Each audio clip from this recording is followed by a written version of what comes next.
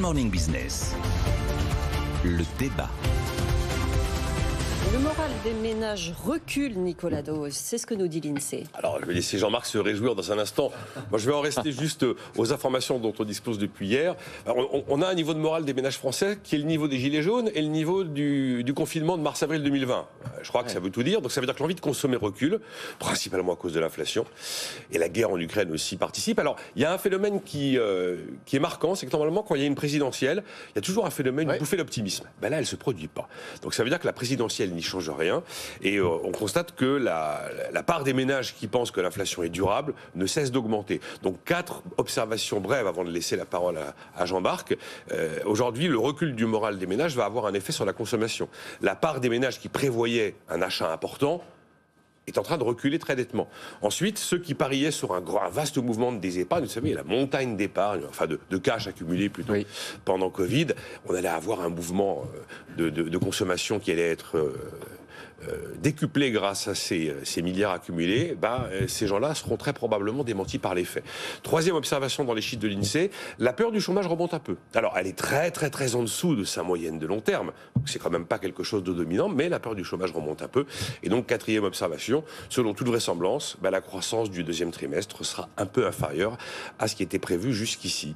Et figurez-vous donc que ça réjouit Jean-Marc Daniel. Qu'est-ce qui vous arrive ? Le malheur des uns fait le bonheur des autres. Hein. Oui, non, pas spécialement, mais remarquez que Nicolas était très neutre sur cette affaire. Il n'a pas cet enthousiasme dans le... Il ne s'est pas mouillé. Non, j'ai voulu laisser l'enthousiasme de Jean-Marc pour voir si je le partage totalement. Voilà, il m'a laissé exprimer mon enthousiasme, effectivement, parce qu'on peut considérer que c'est un enthousiasme un peu sadique et malsain. Les gens n'ont pas le moral, est-ce que c'est une bonne nouvelle ? Et je dis, c'est une bonne nouvelle dans la mesure où l'arbitrage consommation-épargne est en train de se maintenir, de se déporter vers l'épargne dans un pays qui manque globalement d'épargne. Je rappelle que... Je crois que vous alliez dire que c'est parce que aussi c'est un facteur qui va permettre de peut-être contenir un peu cette inflation qui sort du tube de dentifrice. Alors ça peut servir, alors je vais revenir là-dessus, effectivement ça doit servir effectivement à contenir deux éléments. Ça sert à contenir la distorsion entre l'offre et la demande, distorsion qui se traduit par un déficit extérieur considérable, donc un manque d'épargne, et effectivement par des pressions inflationnistes. Alors après, lorsqu'on regarde ça, est-ce que il faut s'en inquiéter indépendamment de l'enthousiasme immédiat à moyen et long terme? En fait, il se passe un phénomène que les économistes ont assez bien analysé sur l'impact de l'inflation sur l'attitude d'épargne des gens. Les 2% dont on nous dit qu'ils sont totalement arbitraires, en fait, vous avez pas mal d'études qui montrent qu'il y a des seuils dans le comportement des ménages par rapport au taux d'inflation. Alors en économie, on dit il y a neutralité de l'inflation sur l'épargne, c'est entre 0 et 2%. Ensuite, il y a effet Pigou, c'est-à-dire que les gens se disent s'il y a de l'inflation et que je veux garder un peu le pouvoir d'achat de mon épargne, il faut que je augmente le niveau d'épargne pour en fin de course avoir le même niveau de pouvoir d'achat que j'avais anticipé au départ. Si je mets 100 de côté et qu'il y a 2% d'inflation, l'année prochaine, je n'en ai plus que 98. Donc il faut que je mette 102 pour avoir les 100 en question. Et puis il arrive un moment où il y a ce qu'on appelle un effet Mundell-Tobin, c'est-à-dire les gens se disent de toute façon à ce niveau d'inflation, ça sert à rien d'épargner, tout ça.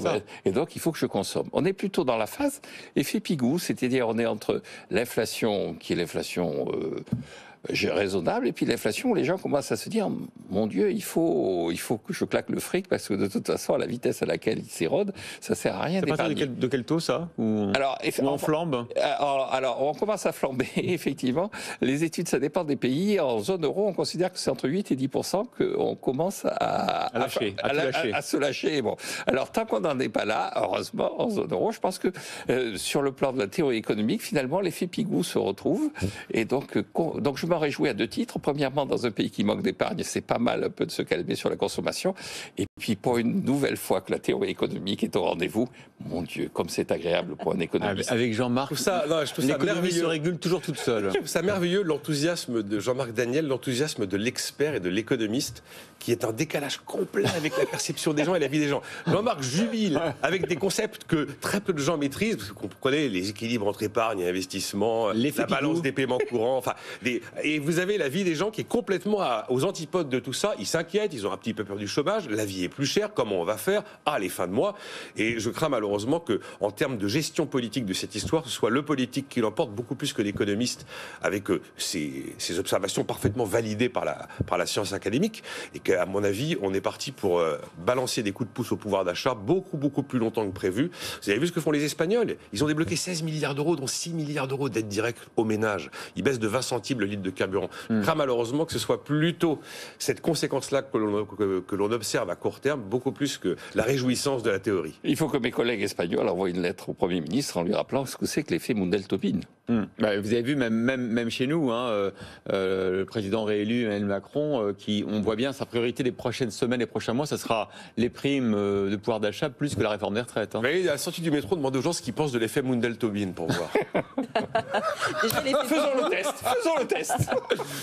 Merci beaucoup Jean-Marc Daniel et Nicolas Dose pour ce débat comme toujours passionnant.